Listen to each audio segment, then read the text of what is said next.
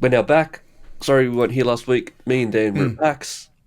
And Yeah, I was going to try and do something funny, but I didn't. yeah, So as they know. they would know by now. Oh, I've still got time, technically. I could slap something together tomorrow. Oh, yeah. Very quickly. So, I don't know. You may see something before this, or you just next. Maybe, probably not. Welcome to Multiple Nerdgasm with your hosts, Matt, Luke, and Dan. Multiple Nerdgasm, your guide to all things nerdy.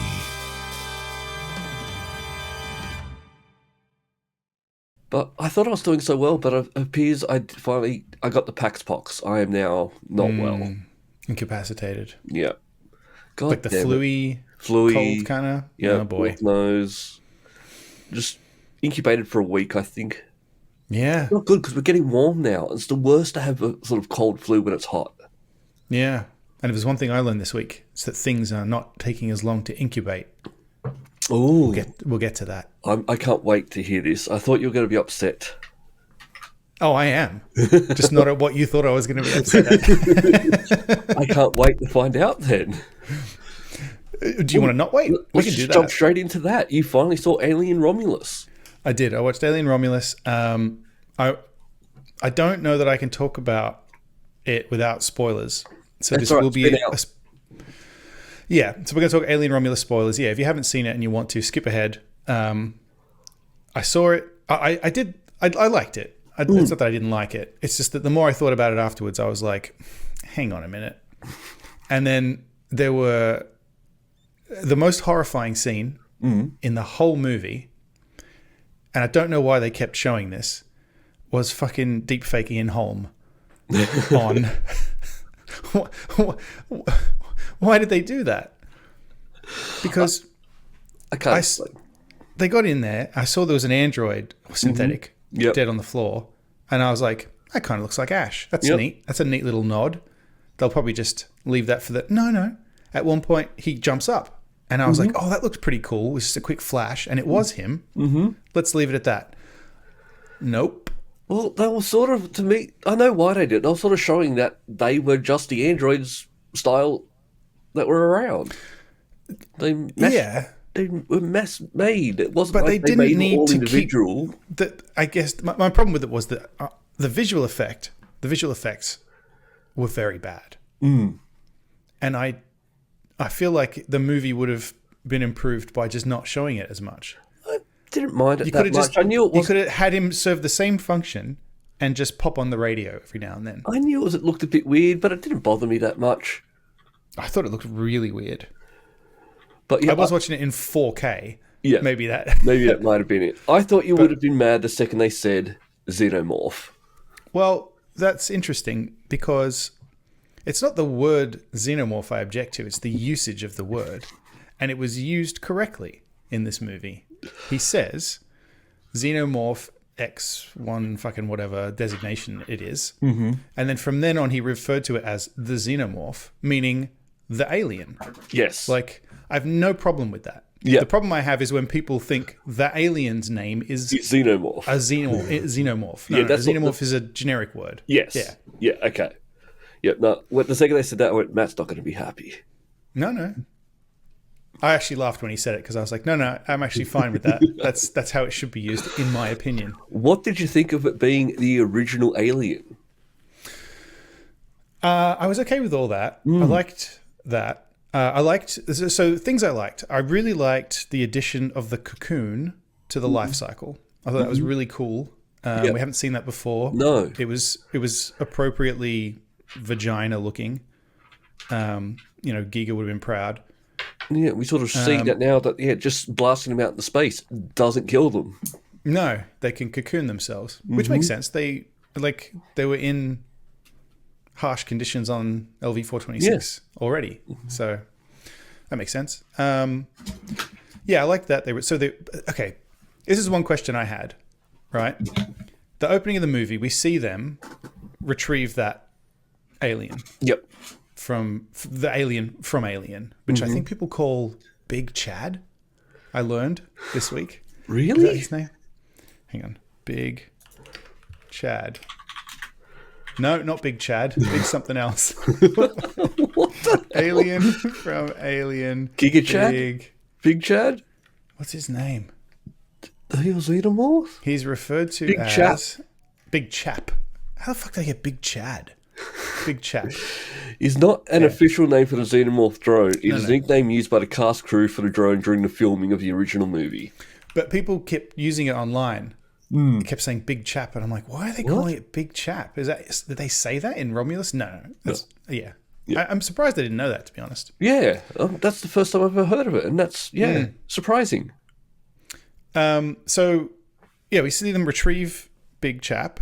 Mm-hmm. They take him, presumably, to the Renaissance Station, which is Remus and Romulus, which I loved, by the way. The layout of the station, that was very cool. Yep. And it was a cool way to have a section that was a bit less fucked up at the start. Yes. So you could then descend into madness later. That was pretty good. And then they cut open the cocoon, and then it shows you that it's the alien. Yep. And it says Alien, and you go, okay, I'm watching Alien. Yep. But then I was like, where'd they get the face huggers from? And that bothered me for a long time because I think not because I wasn't paying attention, but also because I don't like the explanation. So I think my brain just didn't get there. I think the explanation is because Rook says they extracted a fluid from the alien, which is the Prometheus goo. Yes. That's the one part I didn't like. We're going back to Prometheus goo. I don't need and so the explanation is that they apparently, I learned this online. Apparently, there's a book called Cold Forge, which is an alien book, fairly recent after Prometheus. And in that book, they explain that when the facehugger implants you, it's not an embryo. For like we grew up with it being an embryo. That's what I always was. That's how we. Yeah, they impregnate you. No, it's the goo they put in there. Oh. Yeah, and so that sucks. Apparently, they got the goo and then they 3D print the facehuggers, and that's why there's no eggs. They 3D print like with these space 3D printers that can print organic substances. That's where they came from. I'm just going to skip over that part. That's why I was like, oh, I'm liking the movie less as I learn this. Because at first I was like, hang on, where the fuck did the facehuggers come from? And then I'm looking and I'm like, you know what? Yeah, I don't want to know. So just enjoy the bits that you like. And it's taught me that I love Prometheus, but apparently I don't like it when it gets too close to Alien. Yes. I like them in their corners, kind of thing. Like Prometheus should not be an Alien movie. That's the thing. Everything I love about Prometheus is the alien, as in the alien, is irrelevant. Yeah. Yep. So, yeah. So I didn't like that. Oh, yeah. And the thing I mentioned before is I don't like how the fucking alien, you get implanted. I'm still going to say impregnated. Yes. With the thing, and then it just fucking comes out 5 minutes later. That's not how it used to work. No, it used to take time. And I also understand in Alien, the fact that it took a long time built a lot of dramatic tension, right? And so everyone could be surprised when it came out. And we all know what's going to happen now. So it's actually not that interesting for them to fuck around for 2 days going, oh, everything's fine, thank goodness. Because we all know what's going to happen. Maybe that's why they do just speed it up now, because you know what's going to happen. The only way you could make it that's just not satisfying to me, though. It's just they've changed it. I think the only way you could sort of really introduce that now is if someone was to get impregnated off screen, and so you don't know who, and it sort of happens. Yes. That's the only way it would work these days. Well, that's in Alien Resurrection. There's that guy that wakes up, and we know he's got one in there, but I don't know that. I think they do know, but it just takes a while for it to. Like he's running around. He makes it halfway through the movie before before it happens. I've forgotten about that movie. This reminded me of it a bit. Really? The ending of this is very strange. The ending was sort of very creepy. It was very creepy. I liked the creature, but I didn't like... And I know this happens in Alien too. Like, how fucking fast did that thing get enormous? Yeah. That was surprising. Like... No, I guess that isn't that... Because I know in Alien, it bursts out of Kane, it runs off, and then We don't actually know how long later, but all of a sudden it's fucking huge. Yeah. Like, well, it's like big chap size. So. Yep. But this was like seconds. It was 2 seconds. It was a baby, and it came out, and then it crawled off, and then all of a sudden it was fucking huge, 10 foot without tall. eating anything. Yeah. Because the whole thing was meant to be that the aliens sort of they go out and then they start scavenging for food, and then they get bigger, and they still grow very fast. But something had to be a catalyst for them to. They can't just grow without anything. Energy doesn't just get created; it's converted. Also, I don't like that this makes me ask questions about aliens, because why is Burke not know? Like, why do they not know about the alien in Aliens? Like, in Aliens, they don't know that the alien is in the derelict on the other side of the planet. After they find Ripley, she tells them. They send a survey crew over there. Like, it's just weird to me that it's like, how do they not know that if they already know? They already got Big Chap from the Nostromo, and they've got this space station. They've been manufacturing them. Like, how do they not know about the alien at this point? Stop like, they know about overthinking it. I can't help it. I can't help it. I'm an old man, and it's a movie that is like caught my identity in a way. Like, I can't help it. I know, but yet. And I look at these conversations, people talking online about stuff, and I'm like, I don't know what you're talking about. Because it's not in Alien, Aliens, Alien 3, or Alien Resurrection, right? And I don't like Alien Resurrection. There's a lot of books out there now. Yeah, I know. It's like with Star Wars, right? You know, I think we've talked about this before. There's a certain point where you got old enough that you were like, no new information. Yes. Thanks. Like, Alien 3, Alien 1, 2, and 3, that's my reference for this stuff. The stuff after it, I'm like, not for me. No. We don't need Winona Ryder. No. And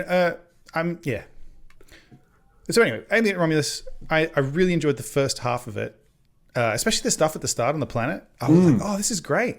And like, I liked Andy. Yep. But yeah, finding out like this universe is really messed up. Yeah, I liked all that stuff. It was only once once I realized the goo had to be involved. That's where I was like, why are you doubling down on the goo? I don't care about the goo. I liked the anti-grav scene. That was good. That was a neat. I want to watch it again now. I might watch it this afternoon while I'm in bed. It wasn't bad. It's just that there was a lot of stuff that my brain had to like ignore that. See, the thing is good is I can actually just ignore that stuff. I can question it sometimes, but then I can also just go, it's a movie. I clearly did, because people are like, no, he explained where the facehuggers came from in the movie, and I was like, my brain protected me from that information as I was watching it. Like, it filtered it before it got to my consciousness, where it was like, that's going to annoy you, ignore it. And then it wasn't until afterwards that I was like, hang on a minute. Anyway, I liked it. Just, it had some stuff that annoyed me, and the more I think about it, the less sense it makes. But if you don't think that's all of those movies now. Yes, so it's better than Alien Covenant. It's the problem is you want to know more because you really enjoy it, but the more you know, the more you dislike it. Yeah. I don't want to know what they're telling me. Yes. Yeah. The stuff that you make up in your head, that's great. I liked the Alien when it was an alien from space. Can we go back to that, please? That's when I liked it. And the company wanted it, and they didn't have it. Not that not whatever this is. Like, it's confusing now. Well, that's the problem, that it has turned into like a whole franchise, and you've got to keep it going and try and tie it together and keep it, and And I feel silly now for having liked Prometheus so much, because it really is. That was the problem. Yes. Well, AVP was bad too, but they like chopped all that off, and yeah. But Prometheus introduced black goo. I liked Prometheus. Just, it should have been its own thing.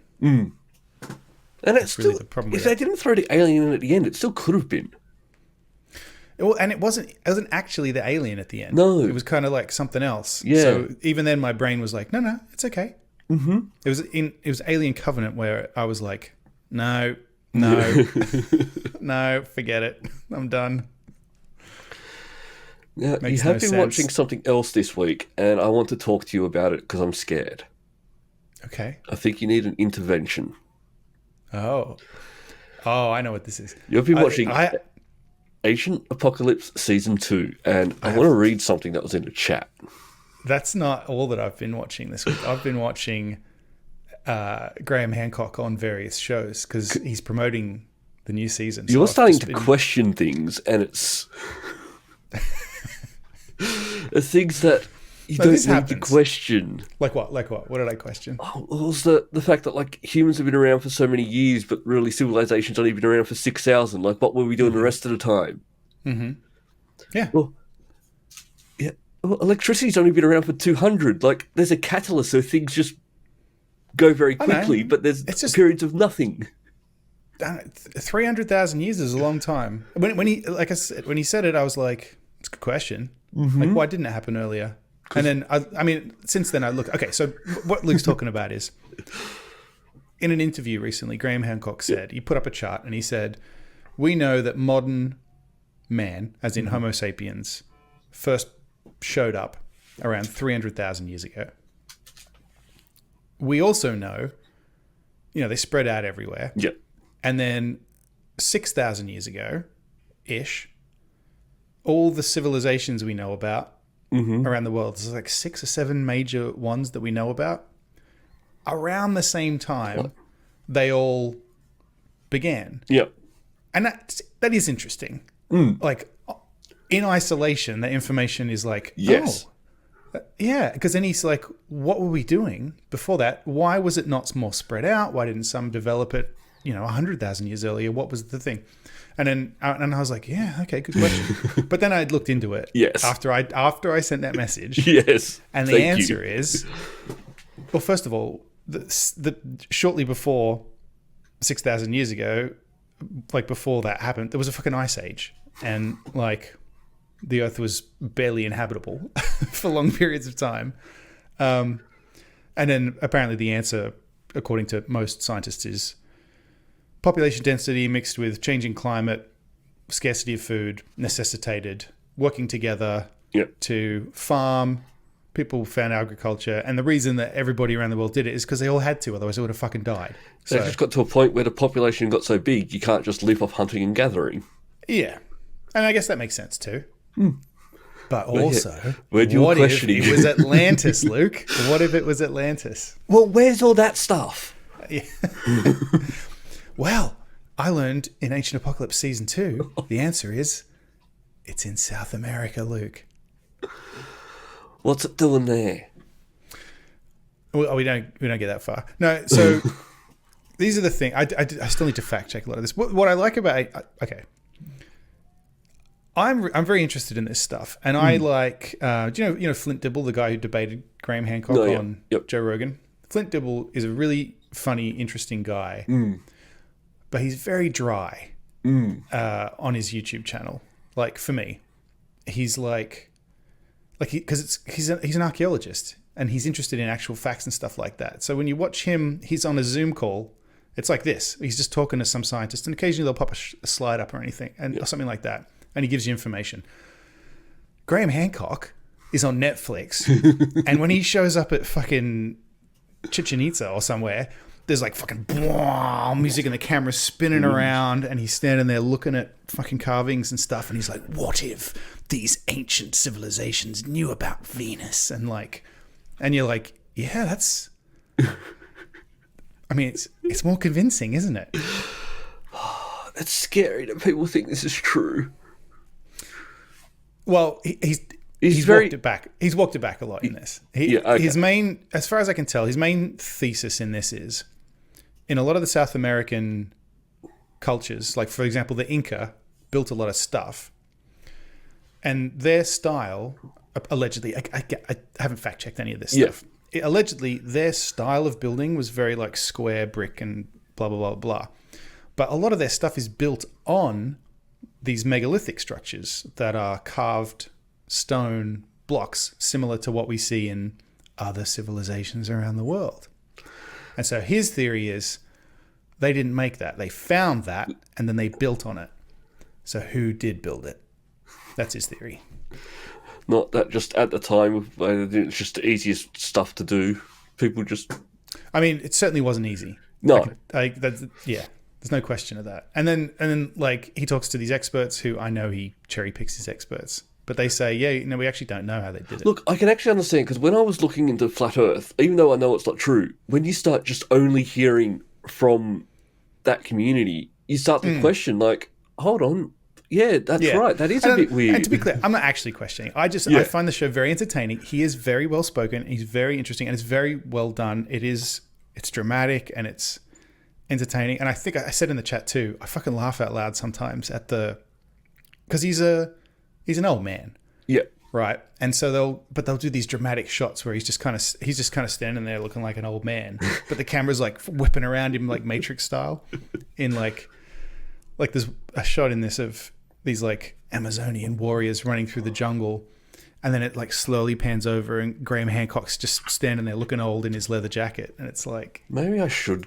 watch it. Oh, it's number 4 in TV shows at the moment. Yeah, it doesn't surprise me. It's compelling television, even if it is bullshit. Yes. Okay. But no, and I think the problem with it is more. The problem with it is there's like, I mean, he's not basing it on nothing. Like, these things that he's showing you are real. It's just his interpretation of them wildly differs from like everyone else. Yeah. People who've actually done a lot more research into it. So what I did with the first season, I watched the first season. I really liked it. And at the end of every episode, I was like, fuck, how do you explain that? And then I would go online and I would see, archaeologists have made videos explaining the things that he made. And I go, okay. It's very easy to explain. Yeah. So this just came out. So that hasn't happened yet. Yes. But over the next few weeks, I'm sure someone will explain to me why the fucking geoglyphs in the Amazon don't indicate that there was Atlantis there. Or whatever. Or why Easter Island isn't Atlantis. Or I don't think he doesn't say Atlantis. I shouldn't. Yeah, I don't think he says Atlantis. He would get very mad if he heard me accusing him. He used to talk about Atlantis, didn't he? He used to talk about a lot of stuff. He's walked all that stuff right back. And in his defense, he has, and I think he knows that was a bit silly. Like, there's whole episodes. Maybe there's at least one episode, maybe more content than that, just about ayahuasca in this. He's very into psychedelics now, and I was like, that explains a lot. Yeah, that does. He'll take some look at something, and go, what if this? Because he was like, why is it that all of these civilizations around the world take these like psychedelics and they all draw geometric shapes? Where did that come from? And it's like, well, we have the same brains. It'd be weird if we didn't hallucinate the same shit. Like, people still taking them today. Like, yeah. Why do? Yeah, but like he's saying, why is it all these geometric shapes? Like, because we're all humans. We take the stuff and then that's what it does to us. Like, it makes it. It's Like, why if we all drink, shit? Why do we all eat shit? Why do we all get sick? That's a bit weird, isn't it? Like, no, it's not weird. But he says it in his voice and it makes it question. Yeah. Anyway, good entertainment, but I've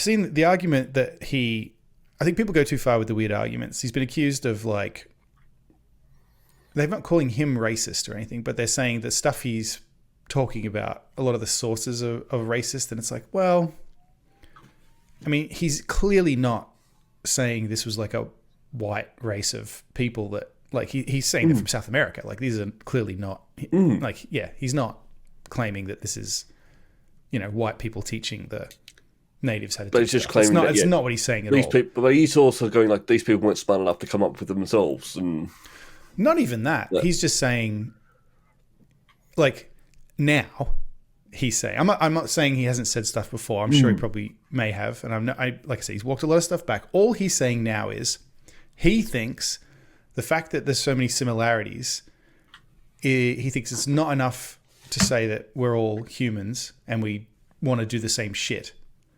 He thinks somebody taught them how to do it because there was a civilization before all those civilizations. And then they put their own flair on it. Yeah. Yeah. Because it's not exactly the same. I think some of the accusations that gets labeled, like, I think it's silly, and it's probably not, it's not true. Most of it's not true. Some of it might be true. It could be. Yeah. But, I don't think calling him a racist or anything's sensible. And I think that does more harm than good too, because then he can say, oh, they're just calling me a racist. And it's like, that's actually not the issue. The issue is that you're teaching people nonsense. Like, they're calling me racist to try and shut me down and get me cancelled. Yeah, like it gives him ammunition. Like if you just attack his arguments, well, then he can't do that. Sorry, I'm fighting with a cat. I see that. What is the cat doing? Keeps pushing the microphone and is now biting me. Ow! Ow! Stay. Cats listen to stay, don't they? If you train them, I guess. Yeah, this one's not trained. Anyway, Ancient Apocalypse Season 2. Oh, and Keanu Reeves is in it. Oh, yes, I remember that. His involvement appears to... Well, it doesn't. I've watched the whole season. Yep. His involvement literally is he and Graham stand somewhere in a location, and they talk. And so they basically got Keanu for a day.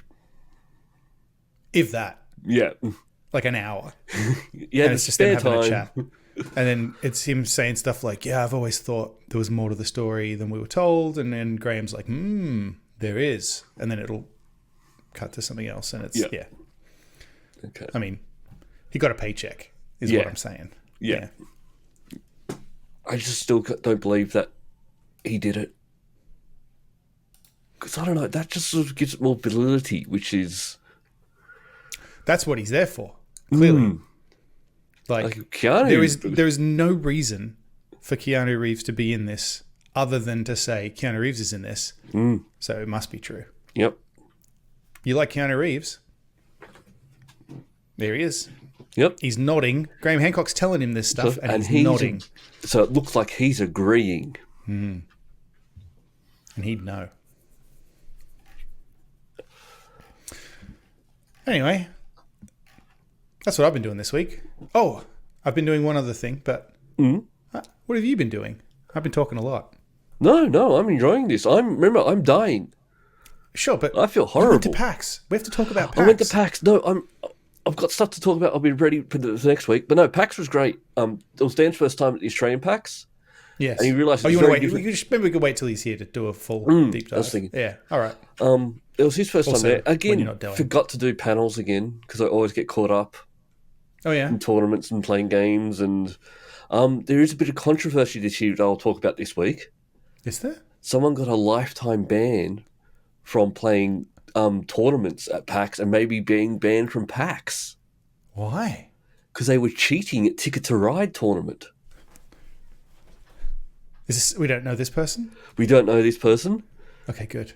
But yeah, no, they were caught and they got a lifetime ban from playing tournaments because they were stealing cards and hiding them and lying about their tracks they completed. And really? And I think the reason someone got caught, not officially caught last year, but they were questioned, like, keep an eye on this guy. This year someone was actually caught.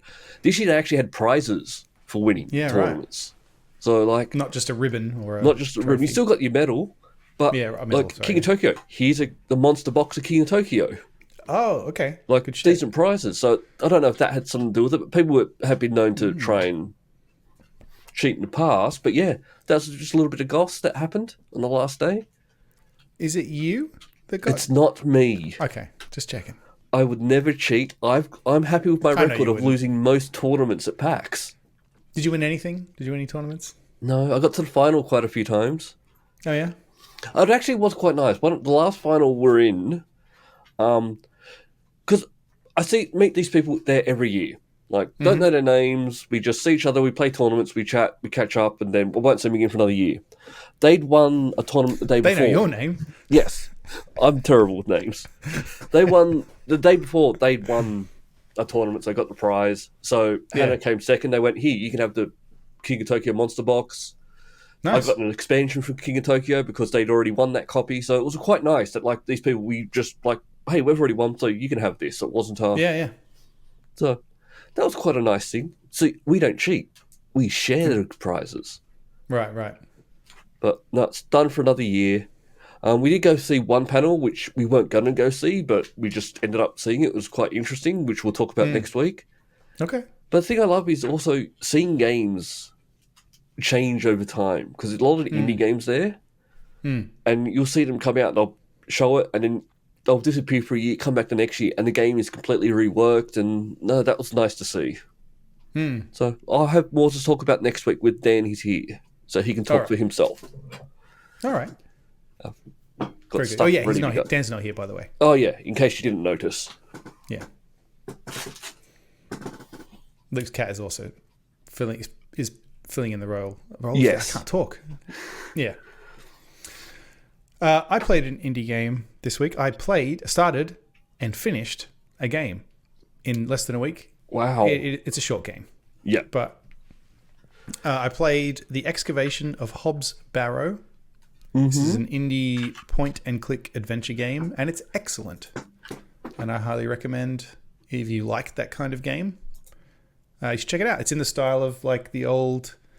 I think probably Fate of Atlantis, Monkey Island 2 is probably the best equivalent kind of era of game. It doesn't have the little verb. It doesn't have the verbs and that down the bottom to click on. You just click on things and interact. But it's very good. Now this is also one of the games we saw at PAX that I think you quite like, called The Drifter, that's coming out next year, much like this as well. Wait, you saw that like just now at PAX? Yeah, The Drifter. Did you talk to Dave from Powerhoof? No. No? Oh, no. Okay. You just saw it there? Just saw it. Every time I went there, they were busy talking to other people. Oh, okay. Yeah, no, I like those guys. Yeah.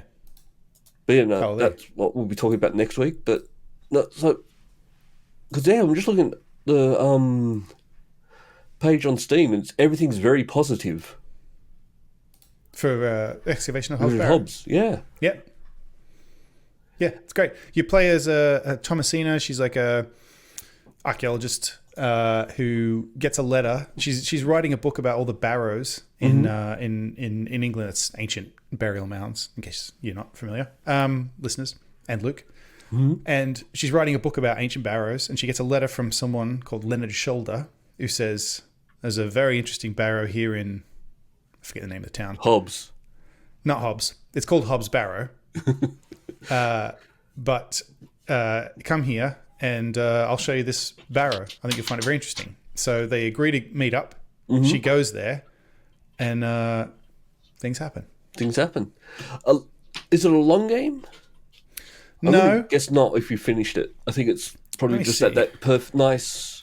Can I see my playtime? My playtime would be... Like, it's a point-and-click adventure game, so it's not like... there's not a lot of reloading or... Yeah. Anything like that. So whatever my playtime is, I'm guessing is probably just... Probably it. Pretty standard. Yeah, and you don't want to... With these types of games, you don't want 10, 12-hour gameplay. No, it was nice. Like I said, it was nice. It was fun. It didn't overstay its welcome. When it ended, I was like, that was very satisfying. So, let's see. Installed Hobbs Barrow. Does it tell me my playtime? 10 hours, 43 minutes. Oh. It's longer than I thought, but I'm more amazed you spent 10 hours playing a game. It was really, really captivating. Like, yeah, it's a really good game. Good story. Like, it's interesting. It's a little bit supernatural at times. I might have to give it a try then. Slow build of the mystery. Like, as you go on, things are a bit mysterious, and you have to kind of figure out what the fuck is going on, and it's good. Yeah, that sometimes happens with those games. Yeah, what's going on? I'm just going to try and use this on everyone and see what happens. There's a little bit of that. There was some puzzles where I never had to look up the solution to a puzzle. There was some that got me for a little bit, and then I was like, oh, I know what to do. Yeah. And then it always kind of seemed obvious afterwards. But sometimes those games, they can be a bit tricky. Like they want you to do a very specific thing, and in your head that doesn't make sense sometimes. It's like, but I could there's just do this. There's one puzzle where it's like you need an item to complete the puzzle, and it took me ages to even notice this item existed in the game. That was the one that got me the most stuck. But then once I found the thing, I was like, oh, I know what to do. I know exactly what to do. Yeah. Yeah. Okay. All right. Yeah. Recommend it. It's not on Xbox, so I can't play it, unfortunately. No, it's not. No. It's on Mac, PC. That might be it. A lot of them I'm starting to see with these types of games are also going to Switch as well. It might be on Switch, actually. I have no idea. Hang on. Is it on Switch? Hobbs Barrow. I'm Googling for those. Which I think that these types of games would be good on Switch. Yeah, it is on the Switch. That would have been good. I should have done that. Yeah, I'm starting to think like these types of games are good on a handheld. Now I've got to look at what other... The publisher, Wadjet Eye Games, published some good shit. All of these games are quite good. Primordia, Gemini Row. Oh, I've played all of them. That's the problem. Unavowed I haven't played. Is that on the Switch? It is. Maybe I'll play Unavowed on the Switch. That's the only one I haven't played yet. Anyway, yeah, it got me... Well, see, coincidentally, it got me interested in... I've always talked about making an adventure game. Yes. And The Drifter is made by Powerhoof, who make... Dave from Powerhoof makes Power Quest, which is a Unity add-on for making point-and-click adventure games that I've been using, and I've been watching all these tutorial videos. So when you said you saw them there, I was like, oh, yep, I know Dave. Yep. I mean, I don't know him, but I know him. I know him. I've watched hours and hours of him talking. Because I was watching it, and it's like fully voiced this time, so it's going to be quite interesting. Yeah. Yeah, and the art is amazing. Yeah. The trailer for it looks incredible. Yep. Yeah. So next year. Yeah, I've been following the Dev Diaries. Oh, I'll play it. If I had known, I would have made a bit more of an effort to force my way to talking to them. I didn't know they were going to be there, but I guess I should have assumed because it's Australia. It just didn't occur to me. Yeah, like because that's where they are. Yep, Australia. This is their sort of biggest thing for the indie scene in Australia. PAX. There you go. So next time, let me know. I will. And I'll kidnap him. All right. You'd have to do that. Then he can't make more content for me to watch. Okay. I watch a lot of Australian game development people, actually. We've got some really great people here. It's just a shame that they don't get the support. I think mostly Melbourne. I think they are. Yeah. Melbourne's the place to do that. Melbourne's the place. Melbourne and New Zealand. Yeah, right. New Zealand's got quite a big team. The other state of Australia. Yes. But no, they're at PAX every year, and they've got. We just lost our New Zealand listener. They've got one called, I think it's a publisher called Code, and they've got like a lot of devs, indie devs that they try and help bring games, and they bring them to Australia to show off. And they've got quite a few really good ones as well. That's fantastic. That's a really bad Kiwi accent. Yeah, I don't try and do accents. I know. Yep. Except Scottish. I can do Scottish, but not at the moment. I'm struggling to talk at the moment. All right. What do you want me to talk about? I want to talk about horse armour. Okay. I can talk about horse armour. What's going on with horse armour? This is follow-up, I suppose, of a sort. Because I think we talked about this. No, we couldn't have. I just realised 2006. No. We haven't started this yet. We started this podcast in 2011? Yes. Which is a fucking long time ago. This is around Skyrim is when we started. We definitely talked about horse armor on the podcast, and because horse armor was really the first real DLC. Yeah, especially on a console. I purchased it. So did I. So when Oblivion came out on Xbox 360, the first, like you said, potentially one of the first DLCs ever available was horse armor, which cost like $10 or something. Yeah, it was a bit expensive for what it was. And because it was literally just a cosmetic thing on the horse. It didn't do anything. Yep, and I actually remember I got it, saw my horse on it, rode around, my horse died, and I never knew how to get the armour back. Well, apparently... Oh, no, okay, $3. How much was it? The price isn't really the issue. Anyway, so a former developer from Bethesda said, and I guess we didn't really know this before, despite all the really, really, really bad feedback and jokes and people saying what a fucking ripoff and all that, they sold millions of them. Yeah, I can believe that. So that's why that's what we get, I guess, because people keep buying it. Yeah, like the only best way to stop DLC if you're upset about it, microtransactions, don't buy it. Yep. Yeah. But yeah, like if you can just make this little thing, horse armor, sell it for millions, and it must have been just at the right price point. Yeah, what was it? I'll pay $3. Because they're saying it's $2.50 on this website. How much was the horse? I'm thinking $4.95. Oh no, this would have been $2.50. This would have been back in the days of Microsoft Points. Remember the store? You didn't use cash, right. and I reckon it would have been 400 points. Yeah, you're right. Yeah, apparently it was $2.50. Yeah, I'm happy those days are gone. Remember that when if you wanted to buy like a game, you had to use points, and you could never buy just the amount of points you wanted. Yeah, that's fucking stupid. Nintendo tries to get you to do that on the Switch, but with money, because they'll say if you go to buy a game on the Switch digitally, and the game is say $40, they'll say, do you want to just pay the $40 or do you want to pay the $50 and just get the pay $50 credit and then use that? And it's like, well, then I'll just have $10 on there. Why would I want to do that? Because you might then spend it there, or they've just got an extra $10. Yeah, it just seems weird to me sometimes. Like, I don't know why you would do that. I can understand like having the option to like put credit on, like that makes total sense. But like if you're already in the process of buying it, like that seems a weird time. Give us 50. I guess maybe psychologically people do go, oh yeah, maybe I'll use that $10 for something. So, as we just said, like they're doing it because it's working. Yeah.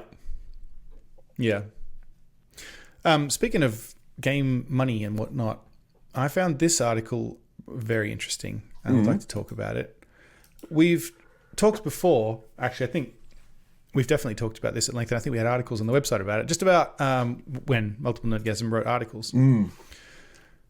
The cost of piracy to game development companies, and how we don't dispute that there is some cost, but also not everybody who pirates a game would have purchased that game. Same with movies and CDs and stuff like that. Just because someone downloaded a game doesn't mean you would have got money had they not.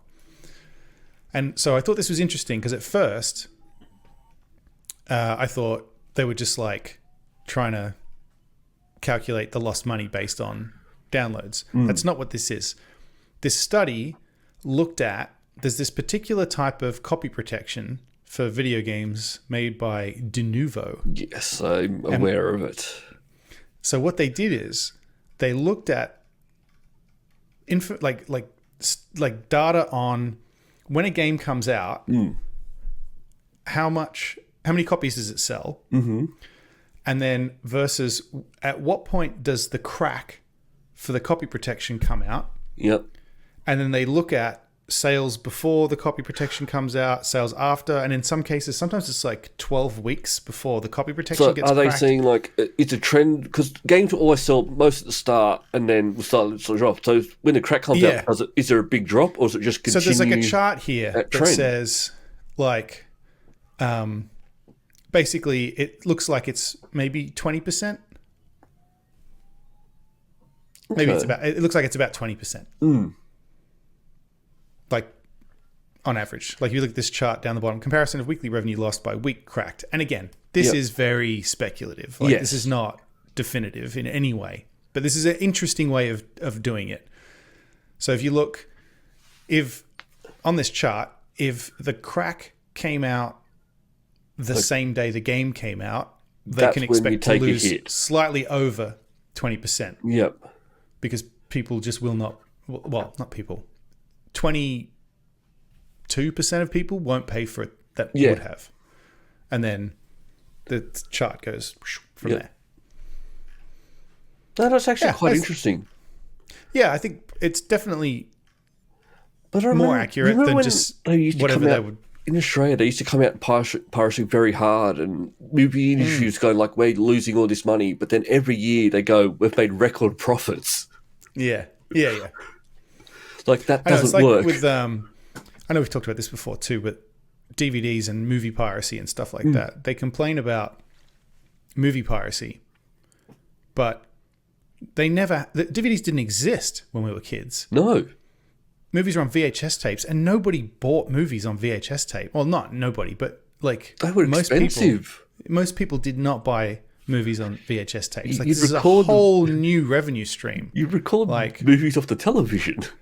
Yeah, exactly. Oh, yeah. So it always struck me as strange that like this thing didn't exist. DVDs came out. They started making buckets of money because everyone was just buying movies, and then some people started copying them, and they were like, "Oh, we're losing all this money." I think it's happened. You didn't have that money. It's happening before. Every time though. Like when the VHS came out, and like you were able to record, they went, "That's going to be the end of us." When cassette tapes came out, and you could hit record off the radio, people said, "That's going to be the end of us." Like it's every single time something comes out, and then they just go, "Oh, we're actually making more money now, so we'll be quiet." Yeah, and how much are these fucking movies? Not all movies. But like, Anyway, I thought this was very interesting, very clever way of getting actual. Yeah, and I actually quite like it. Like it shows that, like, data. Yeah, if the crack comes out very early, that's when they'll lose the money. If that crack can stay held off, because by the end, it looks like at the end of 6 weeks, that's when sales are sort of dropping off. If the crack comes out there, people are just, I'm just going to buy it. And they said, interestingly, it doesn't seem to matter what type of game it is. The numbers are always pretty similar, which I thought was very interesting. Like the percentages are quite similar. Like I know there are people out there who just will never ever buy a game. Like there are those people who are just no. Yeah, but you'll never get money from them, so don't worry about it. Like, yeah. No, that's I don't like the Novo. I think they're. Yeah, I don't like any of those things. But I'm not endorsing them. I'm just saying that this was an interesting way of tracking it. It's not that I don't like it. It's just like sometimes with this like anti-piracy stuff, it can actually impact the game itself. Yeah, it's intrusive. And was one of the Assassin's Creed games, the DRM servers fucked up and you couldn't play the game. Yeah. Like that stuff still happens all the time. Yeah. But I do like now that they will actually get to a point where they go, we're just removing it now. Yeah, they should. Well, this study said they could, after 12 weeks, do that and it would have negligible impact. Yeah. Because after 12 weeks, the sales, like the effect is negligible. Yeah. Like after 12 weeks, the people who wanted the game, who are going to buy it, they're going to buy it. Everyone else after that 12 weeks, they're waiting for a sale. That's right, yeah. After 12 weeks, everybody who's going to buy it has bought it. Anyone who's going to pirate it has pirated it. Yeah. Don't worry about it too much after that. Yeah. Well, not everyone, but like the majority of people. We're not condoning piracy. No, not at all. No. But 20% of the start's a big hit, though. Yeah. It is. But again, that still assumes that those people would have bought it. Yeah. Well, actually, no, because, sorry, that's not true. Because they were basing it on data. Yeah. Those people, in theory, did buy games when there wasn't a crack. Yes. That's why this is different. Yeah. So I should retract that. Yes, that 20% might be legit. Yeah. Yep. I remember cracking games back in the day. I mean, I didn't crack any games, but I remember games being cracked. Cracked. Well, it was when you were at a LAN and you wanted to play, like... I remember having to apply cracks to a game. Yes. Yeah. Well, sometimes the only cracks I would actually sort of use were the ones where I didn't have to put the disc in. Yeah. Oh, I've done that plenty of times, yeah. Like, I've purchased a game, I've installed it, I just don't want to have to get the disc out. Yep. Yeah, I have a lot of games installed, and I like to flick between them like an idiot. Yes. Like basically, we just what it is now with Steam. Like you just flick through, change whatever you want, doesn't think. But back then we had to, work for that. Yeah. All you kids have got it easy these days. Speaking of Steam, got some follow up. We talked about the other week. I'm pretty sure we talked about, you and I talked about the California law that says they'll have to say you're not buying the product, you're buying a license. Yeah. This is unrelated to that, I think. It is timed to fit with the new law. But anyway, Steam now says when you buy a game on Steam, it says a purchase of a digital product grants a license for the product on Steam. Click here for terms and conditions. So they are telling you you're not buying the game. You're buying a license for the product on Steam. Yeah, but I don't. Is that actually enough for the law though? Because that just goes, so I've got a license. So I own a license to play that game whenever I want. Don't know. The license shouldn't go away. The license doesn't go away. But the license might go away. That's in the terms and conditions. You have to click that little link, the Steam subscriber agreement. Games could go away. I've had stuff. But I'm purchasing a license. I'm not renting a license. What's that? I'm purchasing a license. I'm not renting a license. I'm not leasing it. If a publisher removes a game from Steam, yes, you've still got the license. Worthless. They don't have a license, so it doesn't mean anything. It's worthless. Yeah, that's what happened with that. But although with this may alleviate something I've always wondered, like what happens if they come back? Yeah, that's the thing I've always wondered. Like when Mythbusters left, like if that comes back in 2 years' time, the license I got, does that still valid? My instinct with Steam is that they'd give it back to you, just because Steam, I feel like, whether maybe I'm incorrect, but I feel like they're kind of consumer friendly. They've got enough money that it's not really gonna. Yeah, maybe they've just managed to trick me into thinking that over many, many years. But I feel like they would give you the game back if they got it back. How often do games leave Steam? It's good. I don't know if that ever happens. I was just saying, as an example, that's what's been happening on other things, and I assume that's why they've had to put this text on. I've seen some stuff leave, like even in the Microsoft Store and stuff. Some like the Telltale games, where there's we don't have them anymore. GOG is different in that you can download standalone installers, and that's yours. You keep that as long as continue to work forever. But if you may not be able to buy the download installer all the time though. No, you need to download them and back them up. Which I have done for most of my games on GOG. I have a backup on my file server in the basement. Yes, I have a file server in the basement. Oh no, there's a whole Jenna's boss thinks that's very funny that I have a server in the house. I was like, well, I have stuff I want to put on it. Yeah, no, there's I'm just looking at. There's a list of games that are at risk of removal from Steam. Yeah, right. Starship Troopers, Terran Command. That's weird. License expiration. So what happens then? It goes away, presumably. It goes away, yeah. Yeah. Yeah, I mean, nothing they can do about it, really, I guess. They don't have license permission to expiration. Let you play it. So it looks like they purchased a license for Starship Troopers, didn't have it for that long, and now they can't sell the game anymore. They can't sell it, or they can't even let you play it? Well, what I'm looking at, I don't know for certain. I'm just looking at the website, and it's that games at risk of removal, so I'm thinking they can't even support it anymore. Would be removed from the store. Or it might just be removed from the store. I don't know. Yeah. I shouldn't have gone down this rabbit hole. I just wonder about that. Are they just not allowed to sell it to people, or do they actually have to remove it from people who already bought it? Like that happened on Kindle too, and that was ironically 1984. And people were like, "Oh, it's Orwellian," and it's not. It's not particularly relevant to what he was trying to say, but it was ironic in a sense.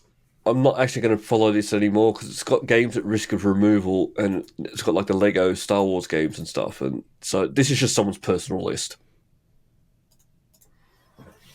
Wait, what? They had like the Lego Star Wars games and Cobra Kai and all this stuff. So I think it's just someone just made a list of stuff that they think.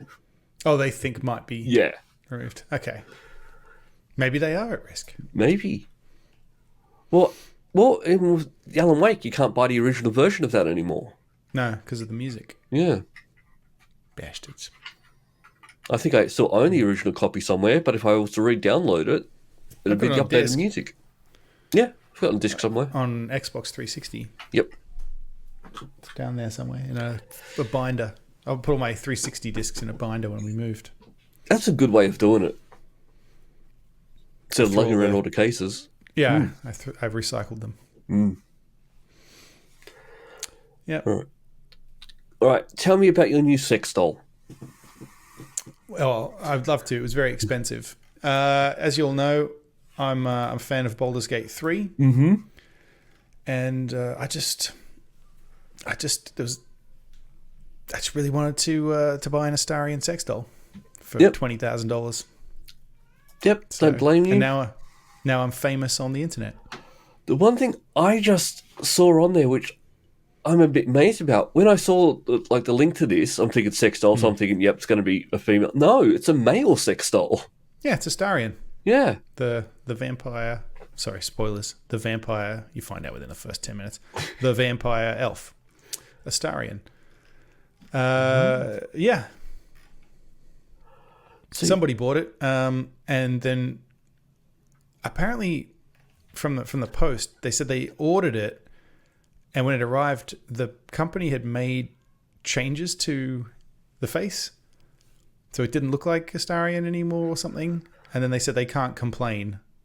Despite that, I really can't complain. I think you can complain. Oh, you can, but there's probably also a legal thing where we can't make an exact copy. Oh, maybe. This is the review. This is an amazing doll, very well made. Details are phenomenal. I wasn't completely satisfied with the custom head, sadly. I gave them a 3D file, and before printing the head, they made quite a few changes I didn't ask for that threw his whole look off for me. Like, that's not what you ordered then, is it? Yeah. So. Now, I wonder if...